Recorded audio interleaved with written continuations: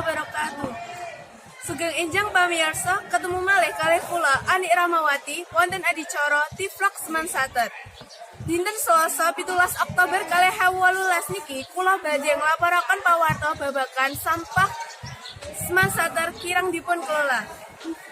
Sampah wonten SMA Negeri Setunggal Teras dipun rumah dening Pak Heru, Pak Eko, lan Pak Tugi.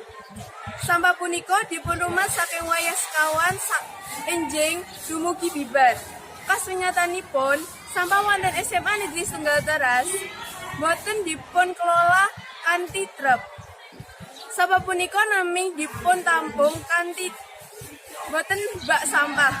Sampah punika inggih sampah woh-wohan, sampah roronan, kertas, plastik, lan sapiturute. Sampah ingkang sampun dipun tampung namung dipundhut dening BLH, yaitu Badan Lingkungan Hidup. Saking punika, ayo padha sakaluwarga Seman Sater nerapake program 3R, inggih punika reduce, reuse, lan recycle, supaya saged ngelola sampah wonten Seman Sater. Mekaten pawarta dinten iki. Salam Seman Sater. Wassalamualaikum warahmatullahi wabarakatuh.